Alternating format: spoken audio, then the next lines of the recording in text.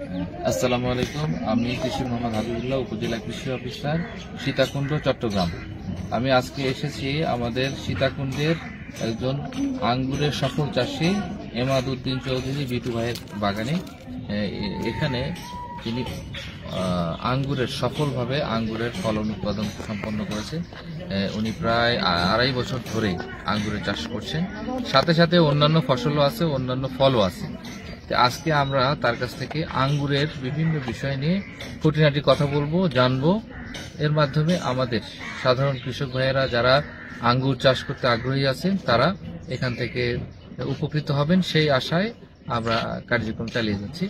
সবাই আমাদের সাথে থাকবেন সেই কামনা করছি। বিটু ভাই, আসসালামু আলাইকুম। ভালো আছেন? আচ্ছা, আপনার এখানে কত জাতের আঙ্গুর আছে এটা একটু আমাদের বলবেন। আমার এখানে 55 ভ্যারাইটি আছে, একটা জিও ব্যাগ একটা ভ্যারাইটি। আচ্ছা, প্রত্যেকটা জিও ব্যাগে এক একটা ভ্যারাইটি দিয়েছে। হ্যাঁ। আচ্ছা, এই ভ্যারাইটির মধ্যে থেকে আপনি ভালো ভালো ভ্যারাইটি কোনটা মনে করছেন যে এটা ভালো, ফলনে ভালো, দেখতে ভালো, খেতে ভালো, এরকম? এগুলা সবগুলাই ভ্যারাইটি ভালো, সবগুলাই ভ্যারাইটি খেতেও ভালো, হয়তো কালারে একটু পার্থক্য আছে বা সাইজে পার্থক্য আছে, তো খাইতে কিন্তু সবগুলাই ভালো। আর আমার কাছে শুধু আমার বাগানে 4টাই ভ্যারাইটি আছে, সব ওগুলো আমি রাখছি রুটের জন্য, ওইগুলাই। আচ্ছা, ওগুলোতে ফলন আছে, ওগুলাই আমার ওয়াইফে আচার বানাইছে, ওগুলো কাজে লাগাইছে। আচ্ছা, গুড। এখন সবচেয়ে বড় থোকা হয়েছিল কোন জাতে? সবচেয়ে বড় থোকা হয়েছে যে আপনার হয়েছিল, আপনার ফ্লামিঙ্গো হয়েছিল, লোরাস হয়েছিল, গ্রিন লং হয়েছিল, ডাসোনিয়া হয়েছে, ডিকসন হয়েছে, ফ্লেম হয়েছে, তারপরে আপনার ট্রান্সফিগারেশন হয়েছে, একাডেমিকা হয়েছে। আচ্ছা, এইগুলো অনেক ভ্যারাইটিস। এখন আপনি এই যে আঙ্গুর চাষে উদ্বুদ্ধ হলেন কিভাবে? আপনার কেন এটা মনে আসলো যে আঙ্গুর চাষ করবেন? না, আঙ্গুর চাষে উদ্বুদ্ধ হয়েছে যে আমি এতদিন দেখতাম ইউটিউবে, স্যার, সারা পৃথিবীতে কোনো না কোনো স্টেটে আঙ্গুর চাষ হয়, যে কোনো দেশে। আমাদের বাংলাদেশে একটা প্রবাদ দেখি যে আঙ্গুর ফল টক, আঙ্গুর গাছ দেখলে বলতে টক হয়। আমরা আমি যখন আমার ফেসবুকে স্টোরি দিতাম বা পোস্ট করতাম, অনেকেই দেখি বলতো টক নাকি, টক নাকি। তো আমি বলছি টক না, আইসি বার বাগিয়ে এসে খেয়ে যাও। যখন আমার ফলন হয়েছে আর কি গত বছর থেকে। তো এই আঙ্গুর চাষ অ্যাকচুয়ালি চাষটা তেমন আহামরি না। আঙ্গুর চাষের আপনার মূল ইয়াটা হচ্ছে ট্রেনিং পুনিং। আঙ্গুর চাষ সারা ওয়ার্ল্ডে আঙ্গুরের ফলন আনে ইচ্ছে আঙ্গুর, কিন্তু আপনার এটা ফুলের জন্য অপেক্ষা করলে হবে না, এটা আপনার ইচ্ছা করতে আপনার ইচ্ছা করে আনতে হবে ফুল। মানে গাছকে নিজের নিয়ন্ত্রণে রাখতে হবে। আমি চাইলাম ফুল হবে, না চাইলে ফুল হবে। হ্যাঁ, আপনি মনে করেন আপনি অক্টোবরে ফুলিং করবেন, বা অক্টোবরে ফুলিং করলে ফলন নিতে পারবেন। আপনি যদি বলেন যে না আমি অক্টোবরে নিব, আবার ফেব্রুয়ারিতে ফুলিং করে 2 সিজন নিব, তবে ওই সময় নিতে পারবেন। তবে ফেব্রুয়ারির বেসটা একটু টাফ, হঠাৎ গরম, হঠাৎ বৃষ্টি, আর গরম হইলে আঙ্গুরের স্কিনটা আপনার কিসমিসের মতো হয়ে যায়, আর বৃষ্টি পড়লে আঙ্গুর অনেক সময় ফেটে যায় বা মিষ্টতা কমে যায়।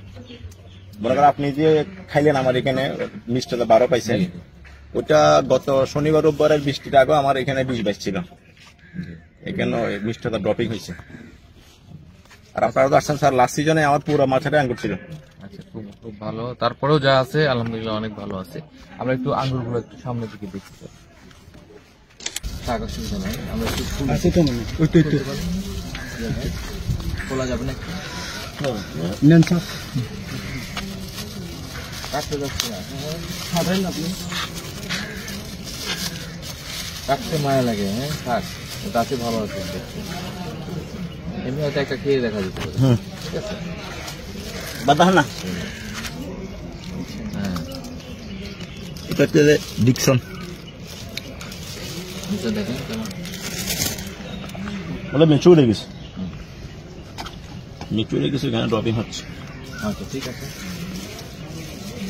তো এখানে কিন্তু আমরা আর একটা টেকনিক দেখছি যে এই যে ব্যাগিং করা, সাধারণ পলি ব্যাগই কিন্তু একটু নিচের দিকে কেটে দিয়ে আমরা বেঁধে দিলে তাহলে এখানে ফ্রুট ফ্লাই আসতে পারবে না, তারপরে এখানে অন্যান্য কাক বা অন্যান্য যে পাখি আছে তারা সহজে খেতে পারবে না, নষ্ট করবে না।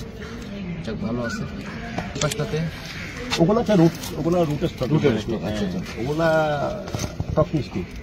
হ্যাঁ, ওগুলো আমি রুটের জন্য রাখছি। এটা কি কারণ হচ্ছে এখানে একটু আমরা আমাদের যারা কৃষি উদ্যোক্তা যারা আছেন, যারা এই জাতটা থেকে সহজে চারা হয় না, চারাটা রেশিও খুবই কম হয়। লোরাস ভ্যারাইটি, এটার আপনার গাফটিংও সফলতা কম আসে, আর কাটিং বসাইলেও সফলতা কম আসে।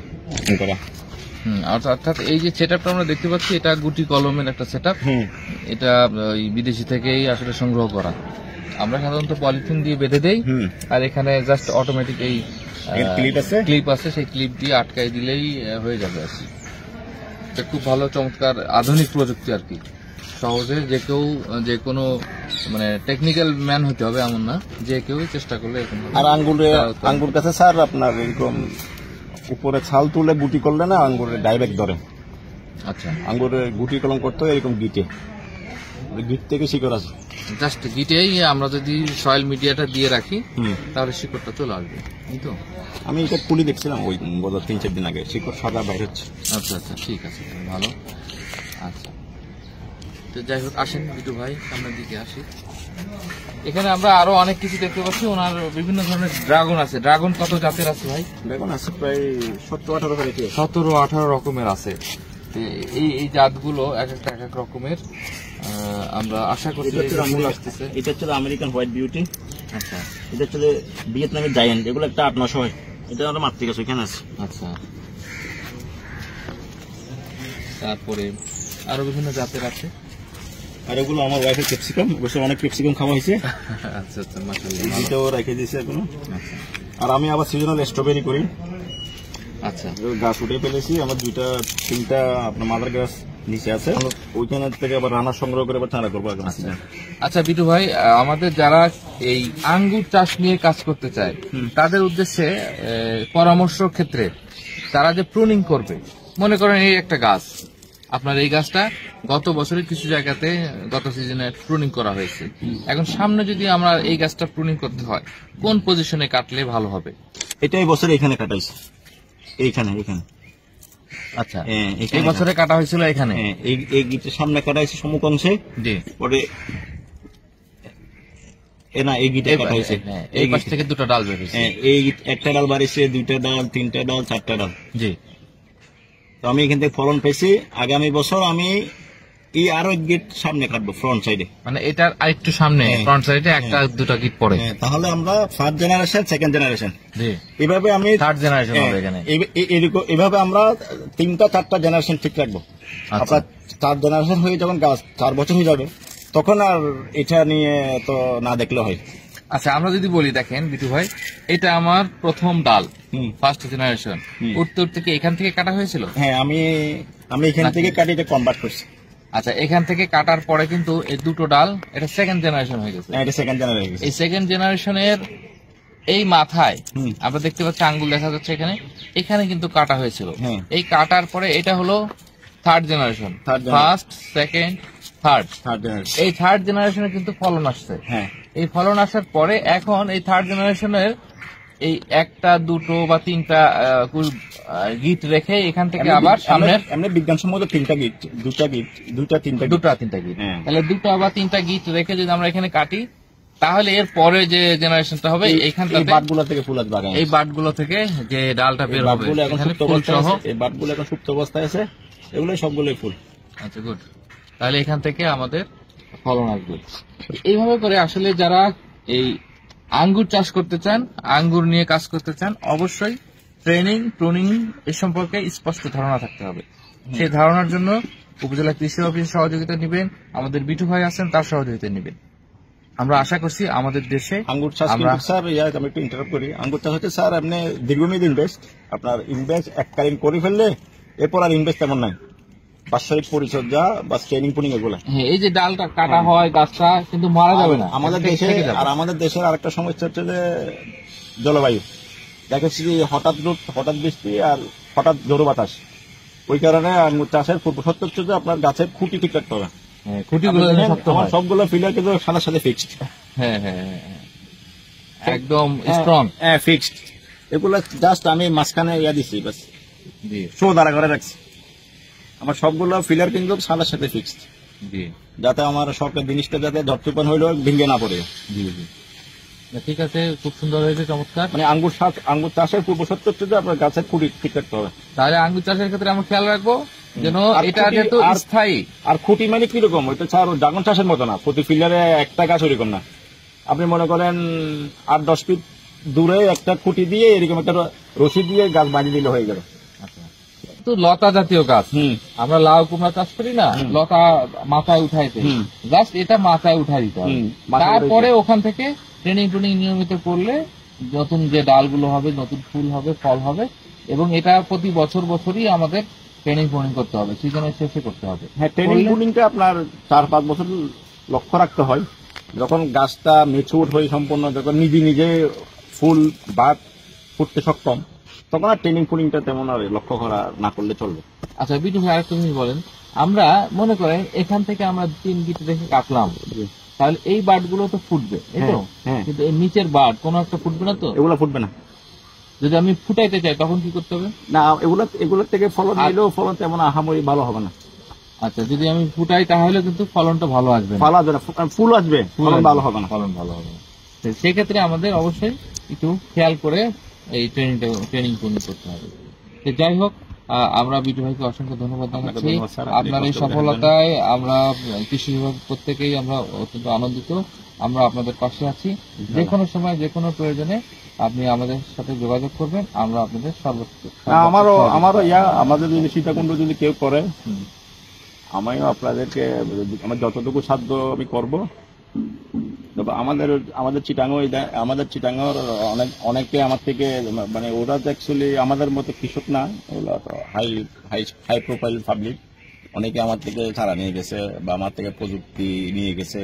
আমি নিজে যাই, ওদেরকে বলে আসছি, মালিকদেরকে। আপনি দেখলেন এখন একজন আসছে, ওরা আবার বৃহস্পতিবারে মালিকের পিএসকে পাঠাইছিল। জি জি। তো এরকম আরো অনেকেই নিয়ে গেছে। আমাদের যারা কৃষি উদ্যোক্তারা যারা আছে, ভবিষ্যতে আঙ্গুর নিয়ে কাজ করবেন, তারা আপনার আমাদেরও স্বপ্ন, আমাদের বাংলাদেশের যত আঙ্গুর বাগানে আছে, আঙ্গুর তেমন বেশি নাই, যাদের বেশি ভ্যারাইটি আছে হাতে গোনে কয়েকজনে, আমাদের মতো নেই। তো আমরা চাই বাংলাদেশে সবারই একটা আঙ্গুর গাছ থাকুক বাসায়। আর আঙ্গুর গাছ এত বেশি জায়গাও মারে না, কেন প্রতি বছর আমাদের কুল গাছের মতো কাটতে হয়তো। মনে করেন আমার এই 3-4 মাস পুরা মাথা আপনার ভরে যাবে, আবার অক্টোবরে কেটে দিলে আবার মাথা ছোট হয়ে যাবে, গাছ ছোট হয়ে যাবে। হ্যাঁ, এত বেশি জায়গা মারো। সাধারণত বছরে কোন কোন মাসে আপনি প্রুনিং করেন? অক্টোবরে আর অক্টোবরে ফার্স্ট উইকে করলে ওইটা ডিসেম্বরে হারভেস্ট করি। আচ্ছা, ওটা ডিসেম্বর শেষ হয়ে যায়। এবার আপনার জানুয়ারি ফার্স্ট উইকে আবার খাবার টাবার দিয়ে গাছকে একটু রেডি করে, আবার ফেব্রুয়ারি ফার্স্ট উইকে ফলন পুডিং করলে, এখন যে ফলনগুলো আছে ওগুলো ফেব্রুয়ারি পুডিং। তো আমি আগামী বছর থেকে এই সময়টা নিব না, এই সময়টা একটু গরমে একটু সমস্যা করে, আমি নিজে দেখতে পারি। তবে ওই আপনার শীতের সিজনটা কিন্তু বেস্ট সিজন, ওইটা নাসিকও সেম সিজনে আঙ্গুর হারভেস্ট করে। আপনার ভারতের সব জায়গাতে ওই সিজনটাই মুখ্যম সময়, ওই সিজনে আঙ্গুরটা খেতেও স্বাদ, কালারও ভালো আছে, গর্জিয়াস, গরমের কারণে কালার মসৃণতা নষ্ট হয় না। আর দ্বিতীয়ত হচ্ছে যে সাইজও বড় হয়, মিষ্টতা প্রচুর থাকে, সব দিক থেকে ওটাই বেস্ট। আচ্ছা, আপনি বলুন যে ফার্টিলাইজেশন অর্থাৎ কি ধরনের সার আপনি বেশি প্রয়োগ করেন? আমি বেশিরভাগ জৈব সার ইউজ করি। জৈব সার বলতে শুকনো গোবর, আর আমি মাঝে মাঝে যেগুলো যেহেতু জিও ব্যাগে, তো আমি মাঝে মাঝে বোন মিল দিই, হাড়ের গুঁড়া দিই, শিংকুচি দিই, খৈল সুপ দিই। ওই দামে আমি খৈল সুপ বানাই রাখি, এখন বসে বানানো নাই, ওগুলো মাঝে মাঝে দিই। আর আমি শুকনো গোবর দিই, যেহেতু আমি তো ফল হারভেস্ট করে একটু শুকনো ডাল টাল কেটে ছিঁড়ে এখান থেকে আমি 6 ইঞ্চি মাটি উঠে ফেলবো, নতুন করে আবার দিব। জি, ঠিক আছে, ধন্যবাদ। আপনাকে ধন্যবাদ স্যার, অনেক কষ্ট করে আসছেন গরমের মধ্যে। প্রিয় দর্শক বৃন্দ, আমরা দীর্ঘক্ষণ বিটু ভাইয়ের সাথে আলোচনা করলাম, আমাদের আঙ্গুর কিভাবে চাষ করেছেন, তিনি কিভাবে সফল হয়েছেন। যারা কৃষি উদ্যোক্তা, নতুন কৃষি উদ্যোক্তা আছেন, যারা আঙ্গুরকে নিয়ে ভাবছেন, আঙ্গুর চাষ নিয়ে ভাবছেন, তারা বিটু ভাইয়ের সাথে কথা বলতে পারবেন। আর যে কোনো উপজেলা কৃষি অফিসের সাথে যোগাযোগ করে আপনারা এগিয়ে যাবেন। আশা করি আপনিও সফল হবেন। সবাইকে অসংখ্য ধন্যবাদ। আসসালামু আলাইকুম।